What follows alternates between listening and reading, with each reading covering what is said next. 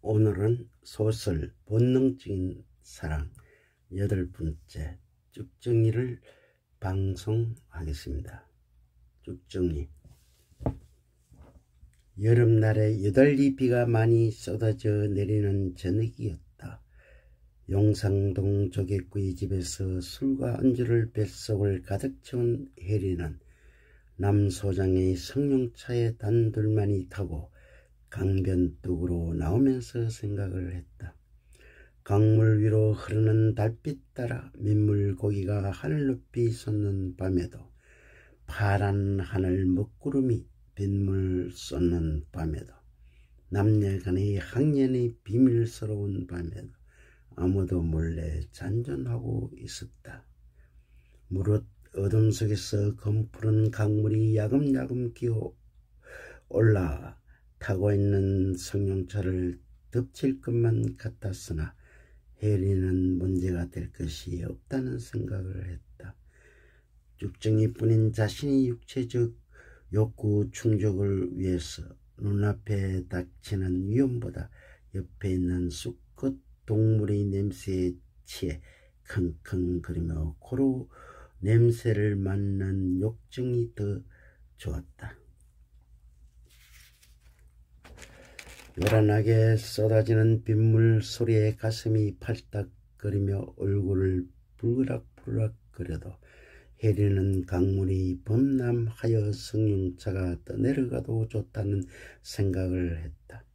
시간과 공간을 초월한 남녀의 부적절한 행위의 소리는 바다 해일처럼 끓어오르며 소리치다가 차창 밖에 빗소리에 젖어 잠물되었다. 비바람이 스치고 지나간 들판처럼 공허한 마음을 달래며 혜리는 덕지덕지 붙어있는 태화동의 낡은 주택 골목길을 돌아서 집으로 왔다. 시간을 가늠할 수 없이 불 꺼진 월세 방으로 왔으나 어둠의 공간만이 자신을 기다리고 있어 엿가락처럼 늘어진 녹진녹진한 몸을 눕히고 잠이 들었다. 얼마를 잤는지 모르지만 남편이 방에 들어와 발길로 끼우는 바람에 눈을 뜨니 벌써 새벽녘인데도 몰래 들어와서 큰 소리로 라면을 끓여오라고 했다. 속으로 짜증이 났으나 마음속에 죄책감에 아무 소리도 못하고 입속으로 지금까지 밥도 안 먹고 무엇 했느냐고 씨부렁거리며 부엌으로 나갔다. 남자들이란 돈만 있으면 바람을 피우거나 도박을 한다는 생각이 들어 왜 늦게 들어왔느냐고 따지듯이 묻자 남편은 방바닥에 봉투 하나 집어 던졌다. 방바닥에 던져진 봉투를 보자 오늘이 봉급날인데 집에 오지 않고 노름하고 왔다는 생각에 분기탱천한 혜리는 방바닥에 끓던 라면을 그릇채로 내팽개쳐 버렸다. 아무런 말 없이 방바닥에 흩어진 라면을 멀건 표정으로 보고 있는 남편을 보자 혜리는 성깔을 부린 자신이 너무한 것 같은 생각이 들었다. 누가 누구를 탓하라 이렇게 하지 않으면 안 된다는 생각이 드는 것을 어떻게 하겠는가. 다음날 옷도 벗지 않고 쪼그리고 짜부라져서 자다가 아침밥도 먹지 않고 회사로 나가버린 남편을 보자 혜린의 마음 한구석에 찌릿한 전율이 왔다. 모든 연연한 경제적으로 무능한 남편이 매일 집에만 오면 몸을 이리저리 댁대구리 굴리며 아무것도 하지 않고 잠만 자는 행동이 얄미운 탓도 있었다. 어느 날 오후 너무 심한 혜리는 시간을 없앤다는 생각에 자전거를 타고 남소장의 건설 회사가 있는 세부동 사무실로 가기 위하여 집을 나왔다. 길모퉁이를 돌아서 큰 건물의 현관문을 들었으니 남 소장은 환한 얼굴로 싱글벙글 웃으며 혜린을 반갑게 맞이했다. 사무실에 남 소장은 지금까지 혼자 있었는지 혜린이가 사무실에 들어서자마자 현관문을 잠그기에 정신없이 허둥허둥 거렸다. 두 사람은 나란히 소파에 앉기가 무섭게 남 소장이 가지고 온 커피를 마시면서 혜린은 어색한 분위기를 부들게 한다는 생각에 남편의 흉부터 보았다. 귀엽고 재미있게 말하는 혜린이 모습을 바라보는 남 소장은 가을철의 소설바람이 불어와 기분 좋게 하듯이 동물적인 성적 욕구의 불씨가 지펴지기 시작했다. 여자의 냄새에 남 소장은 입을 실쭉거리며 몸에 뚫린 구멍마다 벌렁벌렁거리며 조가비가 연탄불 익듯이 입 벌린 혜린은 물방울 토하는 소리를 냈다. 시간과 장소를 가리지 않는 짧은 쾌감은 번갯불에 콩을 볶아 먹듯이 서쳐간 후에도 두 연인은 절망과 허무의 늪에서 결코 헤어나지 못했다. 여자란 동물은 탈선할 틈만 생기면 엄청난 욕구 충족할 돌출 행동을 하고, 남자란 동물은 치마만 두른 여자만 보면 숙회 모양 대물을 세우는 법칙이 존재한다는 생각을 하면서 혜린은 지난날의 추억 속으로 빠져들어갔다.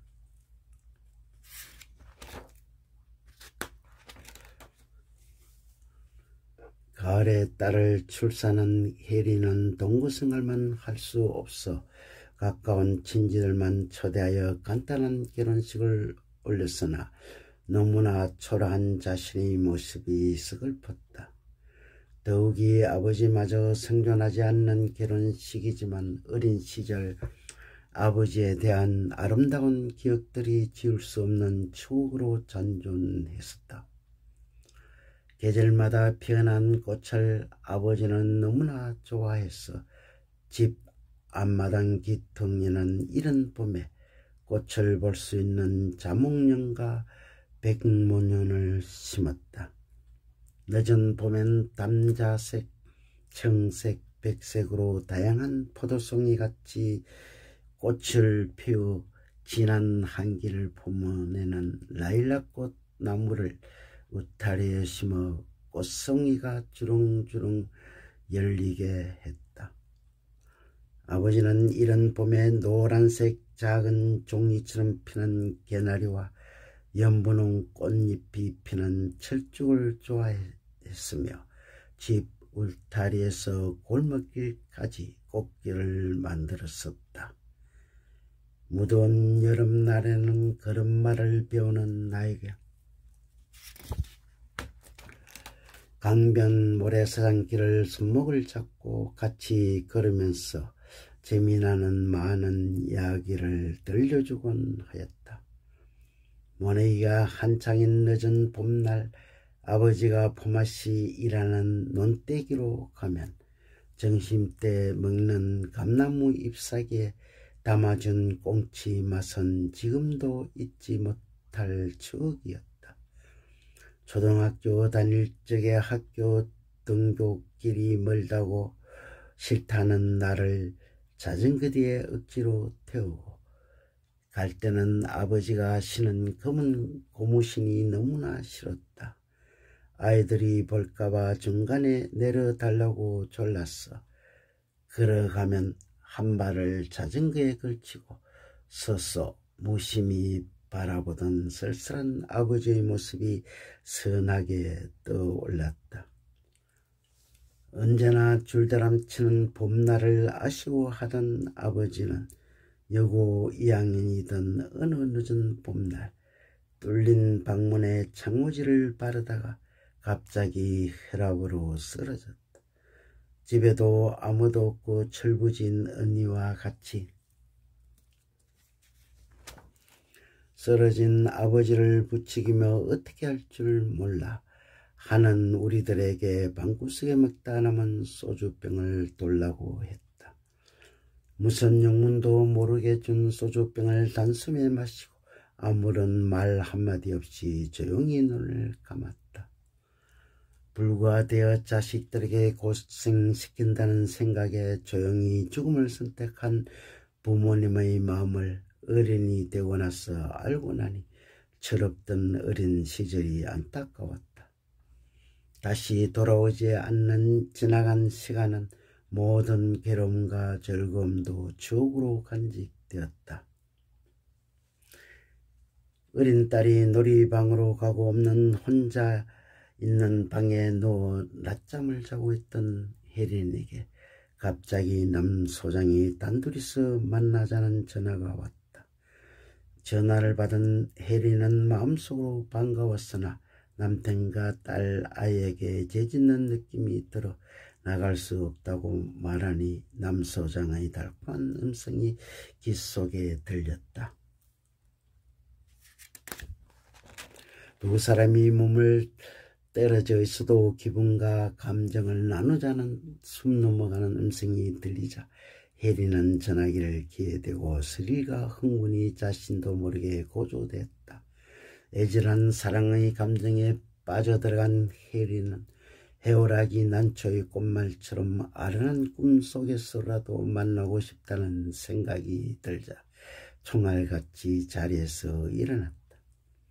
아쉬워도 이번 딱 한 번만 만나야겠다는 생각이 들어서 몇 번이고 망설이다가 남 소장이 말한 중앙동의 커피 전문점인 칼맨으로 발걸음을 옮겼다. 낮에는 손님이 없는 관계로 2층 나무 계단을 통해 올라와서 구석 자리를 골라 앉아 오매불망 남 소장이 빨리 오기를 기다렸다. 마음속으로 시간이 빨리 지나가지 않는다는 생각을 하고 있는데 남 소장이 바람난 숙회 모양 헐떡거리며 와서 혜린이 곁에 바짝 다가와서 앉는다. 시간은 총알보다 더 빨리 흘러간다는 생각을 한 혜린은 얼바람둥이 행동으로 하는 남 소장의 욕정을 불평시 깔끔하게 처리한 후 황급히 일어났다. 집에 돌아온 혜린은 밤늦게까지 남편을 기다려도 오지 않자 불안한 생각에 몇 번이고 전화를 해도 받지 않자 봉급날 술이나 도박판을 벌인 것 같았 생각이 들었다.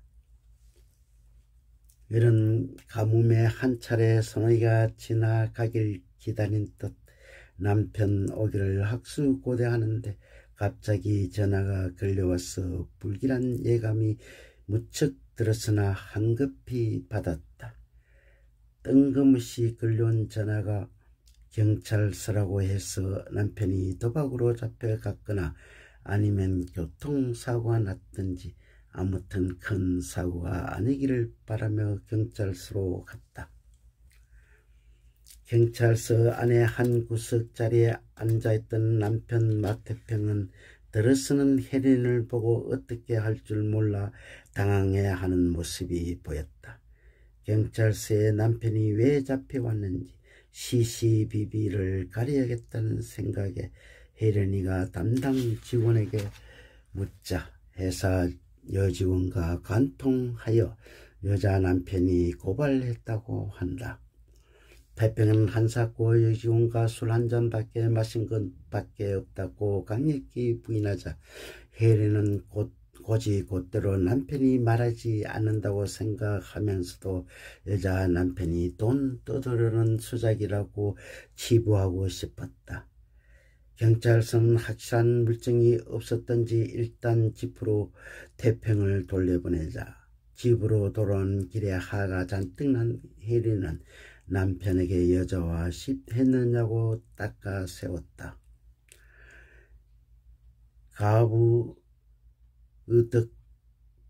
간부덕 할 수 없는 불분명한 간통 사실과 상관없이 그냥 아니라는 말을 남편에게 듣고 싶었던 혜린의 속마음은 자신이 남편에게 듣고 싶었던 죄책감에 시달렸던 사랑없는 죄적 욕정뿐이라고 단정했다. 모든 껍데기 뿌린 남편의 불륜 관계는 한순간에 스쳐 지나가는 솔바람 같고 흐르는 강물처럼 시간 속에서 두 사람의 기억 속에서 사라져 있지